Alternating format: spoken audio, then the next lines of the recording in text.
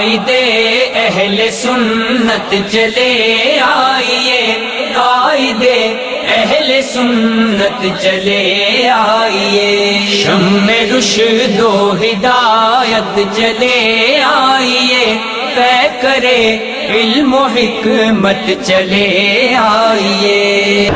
جہاد کا موضوع ہے، یہ آج کل کا موضوع نہیں ہے۔ لوگ کہتے ہیں آج کا موضوع ہے جہاد، نہیں، جہاد کا موضوع 1450 سال پہلے سے ہے۔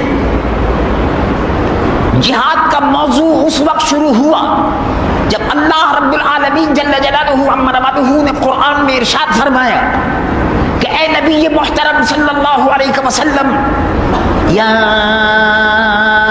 ایھا النبی، اے نبی محترم صلی اللہ علیہ وسلم، حکم ہے اللہ کا۔ دیکھیے لوگ اس کو نظر انداز کر دیتے ہیں اور لوگ آرام سے سوچتے ہیں کہ ہم نے اپنا دینی فرض پورا کر دیا۔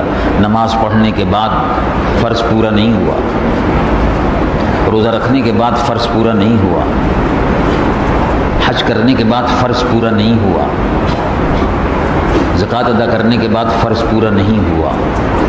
ان تمام فرائض کے بعد فریضہ جہاد بھی ہے۔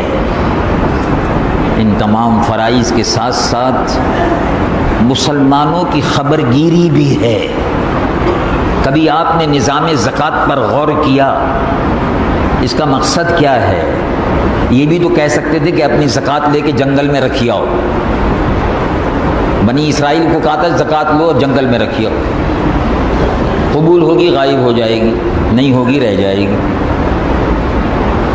آپ کو حکم دیا کہ زکوٰۃ دو، غریبوں اور فقیروں اور مسکینوں اور محتاجوں کے دروازے پر پہنچ کر دو۔ آپ کو جماعت کا حکم دیا کہ جماعت میں حاضر ہو تاکہ غریب، محتاج اور ضعیف مسلمانوں کے حال سے باخبر رہو۔ آپ کو حج کا حکم دیا تاکہ عالم اسلام سے آنے والے مسلمانوں سے تمہاری محبت کا رشتہ استوار ہو۔ یہ تمام مسائل اجتماعی ہیں، انفرادی نہیں ہیں۔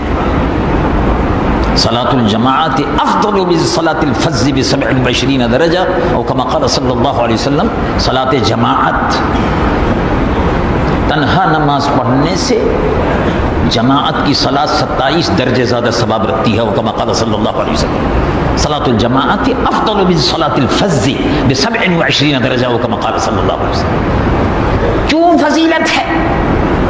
مسلمان مل کر کھڑے ہوں، اخوت اور مساوات کا مظاہرہ ہو، اور محلے کے مسلمانوں میں محبت اور اتفاق پیدا ہو، ایک دوسرے کی غربت سے، حالات سے، پریشانیوں سے باخبر ہو۔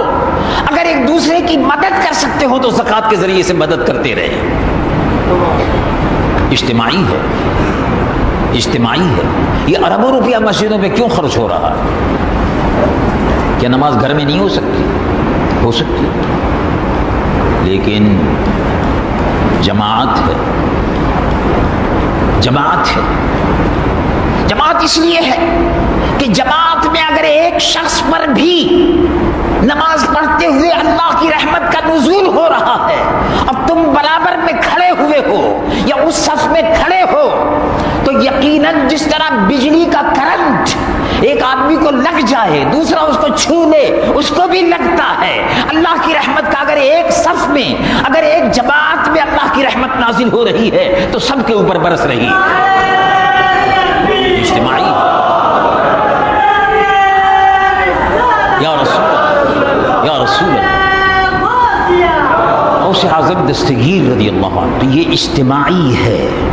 مسلمانوں کا نظام اجتماعی ہے، زکوٰۃ اجتماعی ہے۔ دروازے پر پہنچو، غریب کے دروازے پر دستک دو، بیوہ کی خبر گیری کرو، یتیم بچوں کے سر پر ہاتھ رکھو۔ میرے آقا حضور پرنور محمد الرسول اللہ صلی اللہ علیہ وسلم نے ارشاد فرمایا، انا وکافل الیتیم کہاتین، میں، انا وَكَافِلُ الْيَتِيمِ كَهَاتَيْنِ او كما قال صلی اللہ علیہ وسلم. جس طرح یہ دو انگلیاں ایک دوسرے کے ساتھ ساتھ ہیں، اسی طرح قیامت کے دن یتیم کی کفالت کرنے والا میرے ساتھ کھڑا ہوگا. یہ اجتماعی نظام ہے، اجتماعی نظام ہے. غریبوں کی، یتیموں کی سرپرستی کرو، ان کے دروازے پر پہنچو، ان کی ضروریات کو پورا کرو اگر کر سکتے ہو. اگر صاحب ثروت ہو، زکوٰۃ فرض ہے، اس کو ادا کرو. اجتماعی نظام ہے. ہم ایک دوسرے سے بے خبر نہیں رہ سکتے. اسی طرح فلسطین کے مسلمانوں پر اگر ظلم ہو رہا ہے، ہم بے خبر نہیں رہ سکتے. وہ جاہل، وہ بے وقوف، جس کا دین کی کتابوں سے کوئی تعلق نہیں ہے، جاہل بے وقوف بیٹھ کر منبر پر یہ کہے کہ یہ سب سیاسی باتیں ہیں، وہ جاہل ہے.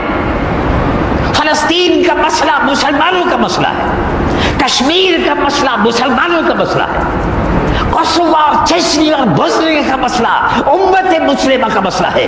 تو یہ ایک مسلمان شمال میں، جنوب میں، مشرق میں، مغرب میں مسلمان کا خون بہتا ہے تو ہم کو اس پر احتجاج کرنا چاہیے. یہ ہمارا دینی فریضہ ہے، یہ اللہ نے فرمایا ہے. وہ بے وقوف جو حجرے میں بیٹھ کر کہتا ہے کہ میں اخبار بھی نہیں پڑھتا، میرا ان چیزوں سے کوئی تعلق نہیں، یہ سیاسی باتیں ہیں، وہ جاہل ہے. قیامت میں اس سے بحث پرس ہوگی کہ تم نے قرآن کی آیت نہیں پڑھی، جاہل. انما المؤمنون اخوہ نہیں پڑھا، امت واحدہ کا تصور نہیں پڑھا، تم نے المؤمن للمؤمن کالبنیان یشد بعضہ بعضا رسول اللہ کا ارشاد نہیں سنا. جاہلوں نے مسلمانوں کو بے خبر کر دیا.